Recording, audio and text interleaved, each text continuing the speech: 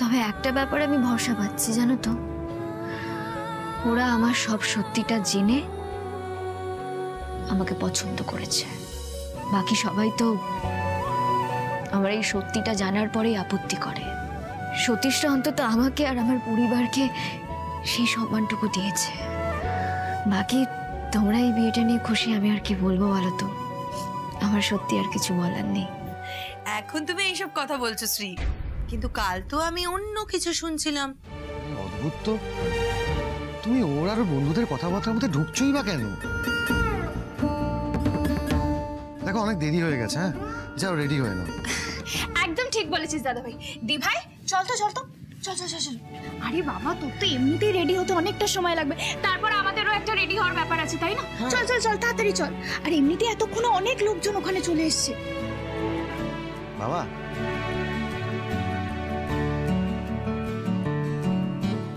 বাবা চলো রেডি হয়নি, অনেক দেরি হয়ে গেছে।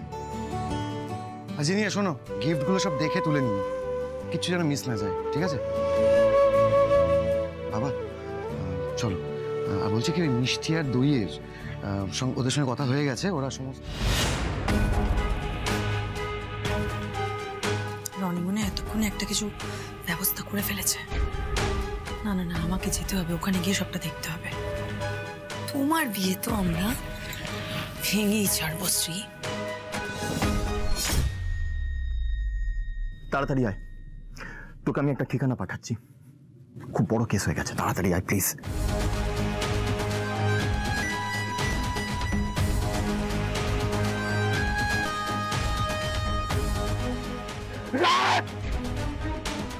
রাজ, তোর এত বড় সাহস, তুই রনের মুখের সামনে থেকে খাবার ছিনিয়ে নিয়ে গিয়েছিস। রনির মুখের সামনে থেকে তোকে আমি কিছুতেই ছাড়বো না, কিছুতেই না।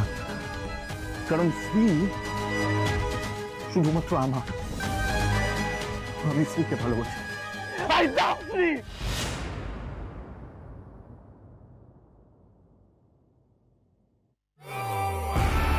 শ্রী, তোমার আশীর্বাদ, প্রেম, বিয়ে, এসব কিচ্ছু হবে না। এসবের কথা আর চিন্তাও করো না তুমি শ্রী। বাদল, এই বাদল। হ্যাঁ বলো। আজকের দিনটা কিন্তু তুই সঙ্গে থাকলে খুব ভালো হতো রে। আজকে হবে না মা, আমার একটা বড় অ্যাসাইনমেন্টিং আছে, আর আমি না গেলে ওখানে ছোটটাকে সামলানো যায় না। ওই তো আমার বন্ধুরা এসে গেছে, আয় ভাই। এই যে মা ভিকি আর মনোজ, দুজনে পকেট মানি থেকে ঠকবাজি পাক্কা আছে, ওস্তাদ। আপনি কোনো চিন্তা করবেন না কাকিমা, যা বলবেন সব করবেন। আপনি কোনো চিন্তা করবেন না কাকিমা, আমরা ওখানে বেয়ারা হয়ে ঢুকে পড়বো, তারপর সব আপনার ইশারায় কাজ হবে। সোজা আঙুলে ঘি না উঠলে আঙুল কি করে বেঁকাতে হয় সেটাই শুভা খুব ভালো করে জানে। এই আশীর্বাদী অনুষ্ঠানটা ম্যানেজারের ভেস্তে দিয়ে তবে ছাড়বো। আমার বিশ্বাস আছে তুমি পারবে, আর তোমার 3rd ডিগ্রি পুলিশের চেয়ে ভয়ঙ্কর ভাই। আচ্ছা কি করতে হবে আমি বলে দিই।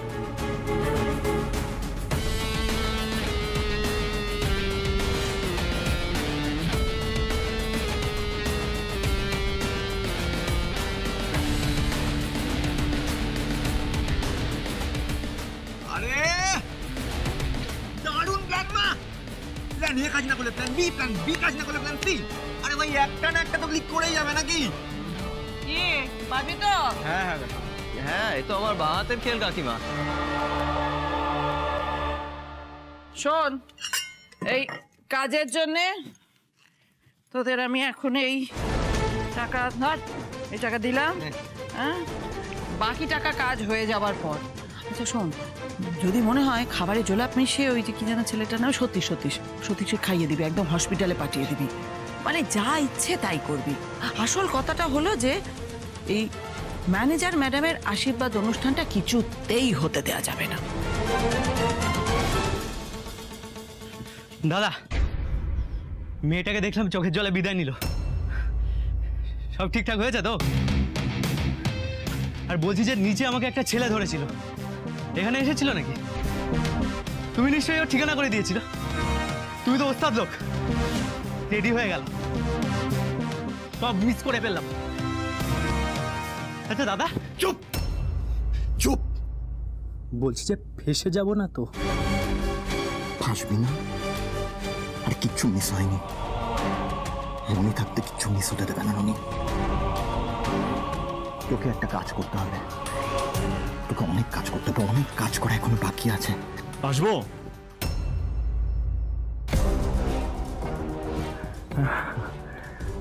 ভালো টাইম এসেছিস তুই, দাঁড়া।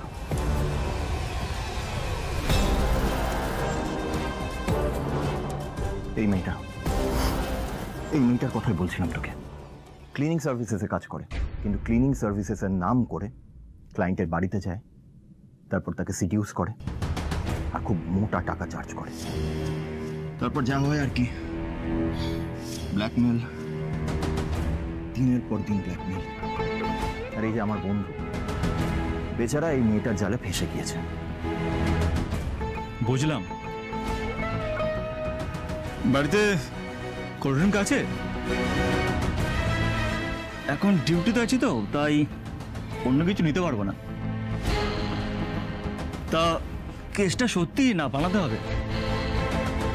আসলে গার্ডে একটা লোন চলছে মাথার উপর, তাই মাথাটা সবসময় ঠিক কাজ করছে না। তোর মাথা একদম ঠিক কাজ করছে। Thank you. শোন না, তুই এই কেসটা ভালোভাবে সাজা, তারপর তোর মাথার ওপর রনির হাত থাকবে, আর তোর মাথায় কোনো লোনের প্রেশারও থাকবে না। আর হ্যাঁ, এই মেয়েটার কিন্তু আজকেই আশীর্বাদ। এই মেয়েটার হয়ে নিমন্ত্রণটা তোকে আমি করলাম। এই গানটাই আমি শ্রীর সাথে ডান্স করব। তো আমাকে এমন কিছু একটা স্টেপস দাও যাতে যাতে শ্রী আমার প্রেমে পুরো পাগল হয়ে যায়। ওকে স্যার, নো প্রবলেম, হয়ে যাবে। হয়ে যাবে তো? একদম। এনে ফোনটা নে, গানটা প্লে করতো। আচ্ছা, আমরা এখানে দাঁড়াবো, হাতটা ধরবো। ওকে ওকে, মিউজিক 5 6 7 গো। সাইড।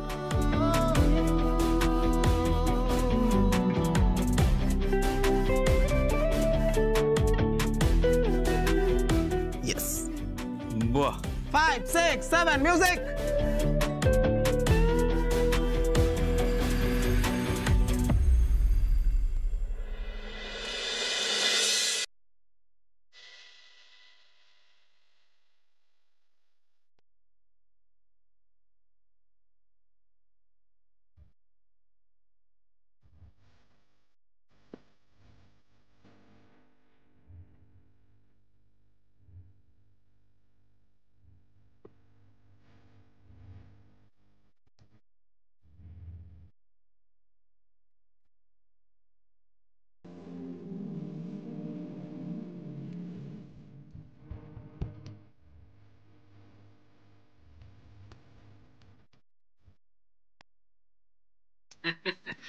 এসো এসো এসো এসো এসো এসো।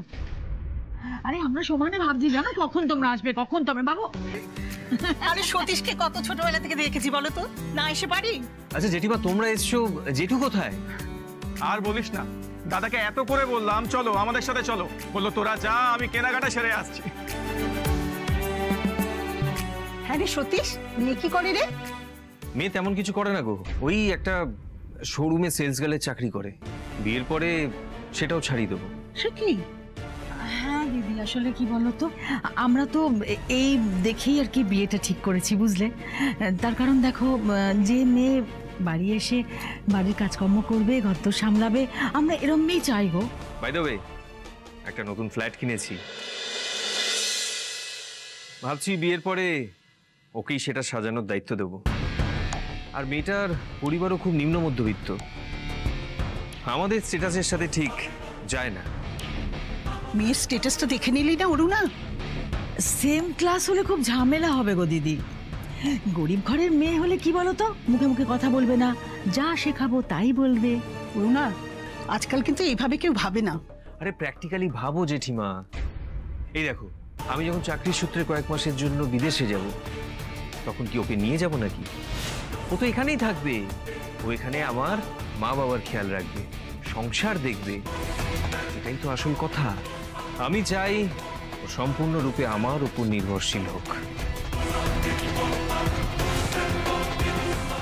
আর সেম স্ট্যাটাসের মেয়ে আনলে না, এটা সম্ভব হতো না।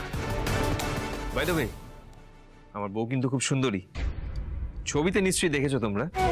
আচ্ছা মা, তুমি জেঠিমাদের ভিতরে নিয়ে যাও, একটু গল্প টল্প করো, আমি তো ওখানে একটু প্র্যাকটিসটা করে নিই, কেমন? এসো এসো দিদি, ভিতরে যাও তোমরা। এই গানটা চালাতো আবার। আচ্ছা চলো নেক্সট স্টেপ যাই।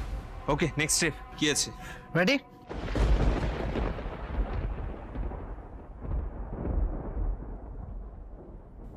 কি রে, এরকম পায়চারি করতে করতে তো তোর পায়ে কাল ছিটে পড়ে যাবে, কিন্তু তোর মাথায় কোনো প্ল্যানই আসবে না।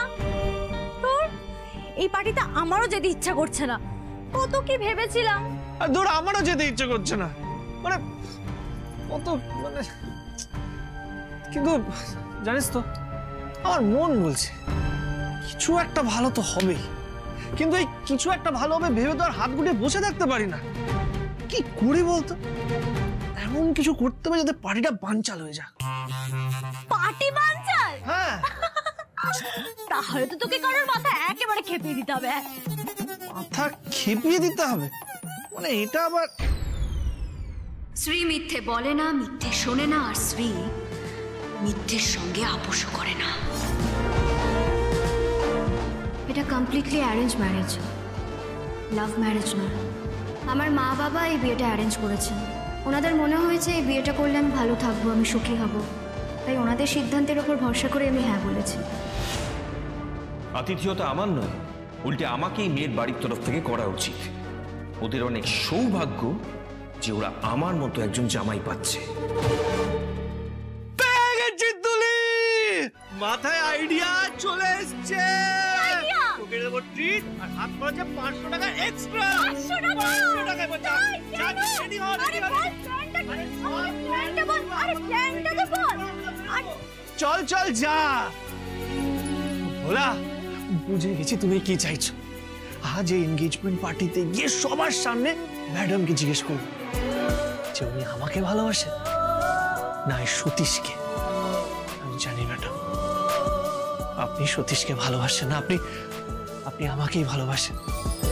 হ্যাঁ, এটা ঠিক যে আপনি এটা মুখে কখনো বলেননি, কিন্তু আমি জানি ম্যাডাম যে আপনি আমাকেই ভালোবাসেন। আমি এটা ফিল করতে পারি। আর যেই সকলের সামনে আপনি সত্যিটা বলবেন, আপনি তো মিথ্যে কথা বলতে পারেন না। দেখবো ওই সতীশ সার বেলুনের মতো ফেটে যাবে আর পার্টি ওখানেই শেষ।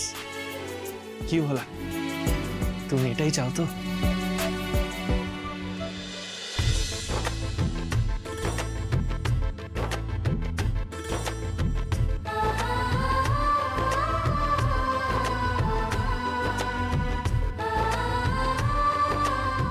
দিদি এসো, জানা আসুন। আরে বেয়াই বেয়াই, আসুন আসুন, আমরা ঘুরিয়ে দিই। আসুন, আমার বড় যা, বড় ভাসুর। নমস্কার। আমার ভাই এদিকে এসো, আয় এদিকে। আমার ছোট যা আর দেও। নমস্কার। আপনারা তো বড় কুটুম আমাদের, আপনাদের আপ্যায়নের জন্য না বিশেষ ব্যবস্থা করা হয়েছে। এই সমু, আমি দেখছি, দেখো না একটু। এই সমু। হ্যাঁ হ্যাঁ, বলছি ওই গিফটগুলো নিয়ে যা। হ্যাঁ, নিয়ে আসছি। আসছি। এই যে, এই তো এটা আপনাদের জন্য। তুমি ওনাদেরকে দাও।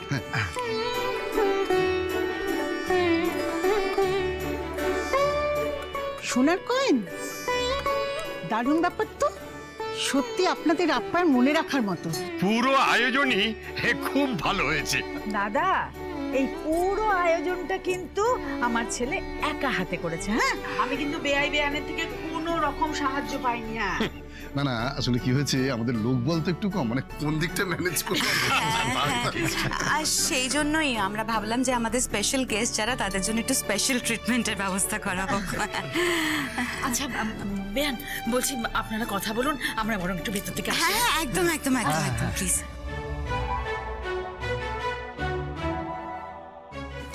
আরে দিদি, আসুন আসুন আসুন আসুন। আপনি হলেন শ্রীয়ের মায়ের মতো, আপনি না আসলে চলে। সেই তো সেই তো। বলছি রাজ এলো না? ও আসলে বিজনেসের একটা মিটিং এ আছে, তো শেষ হলেই আসবে। আচ্ছা আচ্ছা। আপনার সঙ্গে না আমার একটা জরুরি কথা আছে। হ্যাঁ বলুন না, কি কি জরুরি কথা বলুন।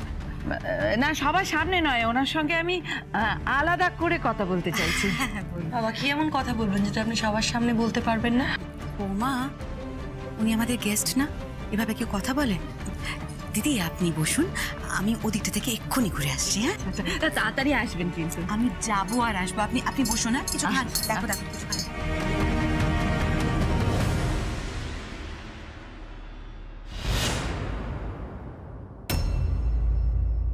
হচ্ছে সব ঠিক আছে তো? আপনি শুধু অর্ডার দিন কাকিমা, আমরা গুলি বন্দুক নিয়ে সব রেডি আছে। বেশিক্ষণ এখানে দাঁড়িয়ে থেকো না, সন্দেহ করবে লোকে।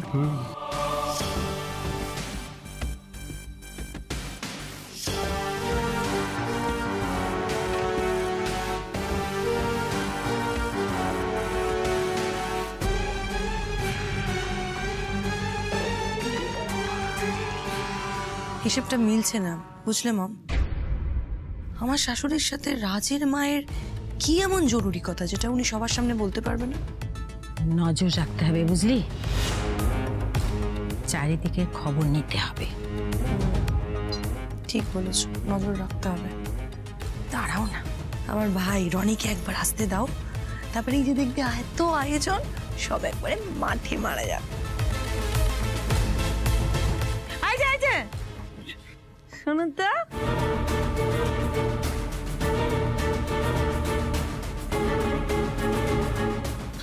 মা আমি একটু ফুচকা স্টল থেকে ঘুরে আসবো। না বসে আছিস কেন? আমি এখানে কাজ নিয়ে এসেছি। যাও। দিদি আই এম সো সরি, একটু দেরি হয়ে গেল। বলুন তখন কি বলবেন বলছিলেন? হ্যাঁ হ্যাঁ দরকারি কথা। শুনুন, আমি এখানে আসছি যখন রাস্তায় আমাদের ওই পরিবারের জ্যোতিষী, ওনার সঙ্গে দেখা হলো।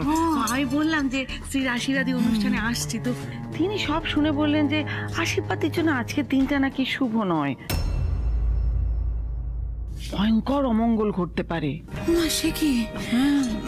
মানে আমাদের তো ঠাকুর মশাই পাঁজি থেকে আজকের দিনটা ঠিক করেছেন আশীর্বাদের জন্য। ও দেখুন, আপনাদের ঠাকুর মশাই কে আমি তো জানি না, কিন্তু আমাদের যিনি জ্যোতিষী তার উপর কিন্তু আপনি একেবারে বিশ্বাস রাখতে পারেন। আরে এখানকার নয় তো, উনি হচ্ছেন বেনারসের বিখ্যাত পণ্ডিত আচার্য রঘুনন্দন দাস, নাম শুনেছেন নিশ্চয়ই। আপনি এখানে কেন বেয়ান? আমি কখন থেকে আপনাকে খুঁজে যাচ্ছি। কি কি কি হয়েছে? শুনুন না বেয়ান, একটা না সমস্যা হয়েছে।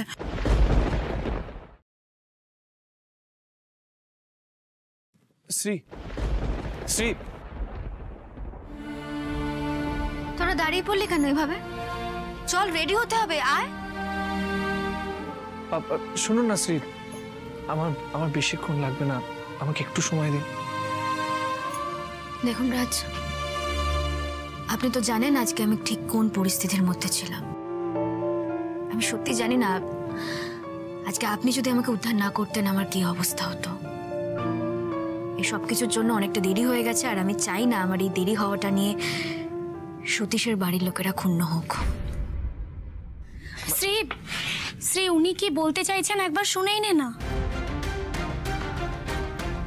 রাজ,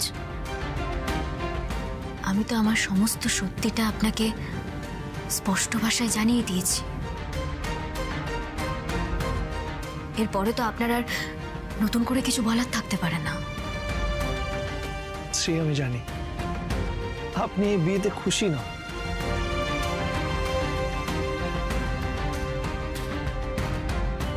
আমার কাছে আমার খুশি হওয়ার থেকেও বেশি ইম্পর্টেন্ট আমার মা বাবার খুশি হওয়াটা। আমি এমন কোনো কাজ করব না যাতে ওনাদের কোনো অসম্মান হয়। রাজ প্লিজ, আপনি আর আমাকে বাধা দেওয়ার চেষ্টা করবেন না। আপনি প্লিজ এখান থেকে চলে যান। এতদিনে আমাকে এইটুকু চিনলেন আপনি? আচ্ছা শ্রী, আপনার কেন মনে হয় আমি বারবার আপনার কাছে ছুটে আসি, আপনার পাশে থাকতে চাই? কেন? কারণ এতদিন অবধি আপনি আমার সত্যিটা জানতেন না। রাজ প্লিজ, আমি এই বিষয়ে আপনার সঙ্গে আর একটা কথাও বলতে চাই না। আপনি আজ আমার এই আশীর্বাদের অনুষ্ঠানে আমন্ত্রিত অতিথি, আমি সত্যি মন থেকে চাই না আপনার জন্য কোনো অপ্রিয় ঘটনা এই অনুষ্ঠানে ঘটুক। আপনার আমার সঙ্গে কথা বলার কোনো দরকার নেই। চল, আমাদের রেডি হতে হবে, দেরি হয়ে যাচ্ছে। শ্রী, আমার কথাটা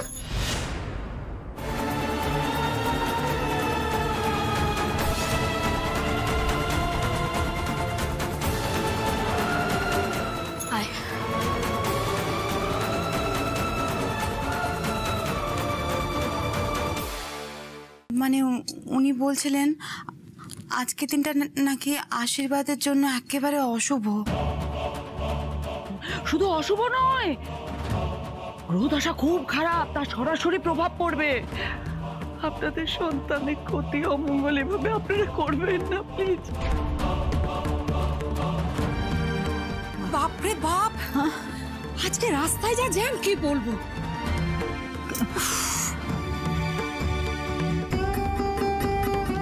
কি হয়েছে বড়মা? সবার মুখ এত গম্ভীর কেন? আসলে আজকে ভুনা কি হয়েছে? ওই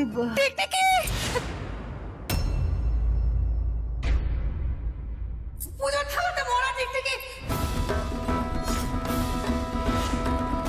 অমঙ্গল, অমঙ্গল, মা টিকটিকি।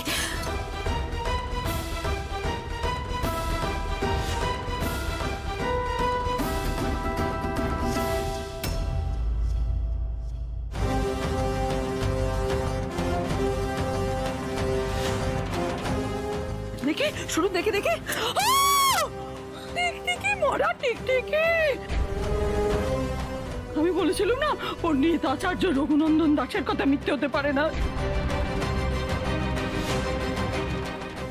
হ্যাঁ, মরা টিকটিকি অমঙ্গলের লক্ষণ, শুভ কাজে এসব ভালো না।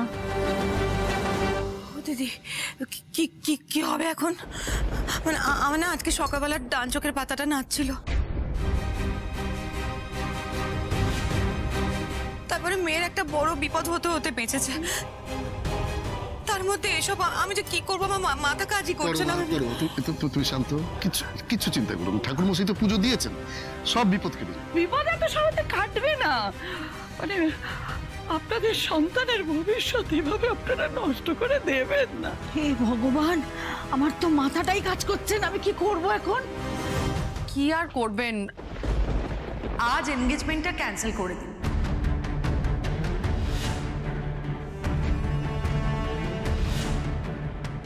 কি বলছো তুমি বৌমা? আরে এনগেজমেন্ট কি করে ক্যান্সেল করব? সবটা অ্যারেঞ্জ হয়ে গেছে, সবাই চলে এসেছে, এখন কি করে ক্যান্সেল করব? জানি মা, দেখুন একটু ঠান্ডা মাথায় ভাবুন, ভগবান হয়তো চাইছেন না যে আজকে স্ত্রীর আশীর্বাদই হোক। হ্যাঁ, একদম, সবই তো নিয়তির খেলা। আমি বলি কি, আপনারা বরং অন্য একটা দিন ঠিক করুন। দেখুন বেয়ান, আমার কিন্তু কোনো কিছুতেই কোনো অসুবিধা আপত্তি নেই, যাতে ওদের ভালো হয় সেটাই করুন। না না দিদি, সেটা কি করে সম্ভব? এত কিছু অ্যারেঞ্জ করা, সবটা ভাবে ক্যান্সেল করা যায়? আচ্ছা তুমি একটা কাজ করো না, তুমি পুরোহিত মশাইকে একবার জিজ্ঞেস করো না, যদি কোনো বিধান বলতে পারেন উনি। ঠিক আছে, আমি কথা বলছি। না, বিপদ কাটবে না কিন্তু এতে, কোনো বিধান দেওয়া যাবে না। আমি নিজে অন্য একটা দিন ঠিক করে আপনাদের জানাই বরং। কি হয়েছে নাকি? হ্যাঁ, কি হয়েছে এখানে? এত চেঁচামেচি কেন হচ্ছে? বাবা দেখ দেখ দেখ, এই দেখ কি অলক্ষণের ব্যাপার বলতে কিনি, এই পুজোর থালাতে একটা মরা টিকটিকি পড়েছে। আমি বলি কি, যখন একবার বাধা পড়েই গেল তখন আজকে এই অনুষ্ঠান করে দরকার নেই, আমরা সামনেই কোনো একটা ভালো দিন দেখে করে নেবো, কেমন? না না না, আমার এসব সময় টুমায় নেই। আজকেই আমার স্ত্রীর সাথে আশীর্বাদ এনগেজমেন্ট সব হবে।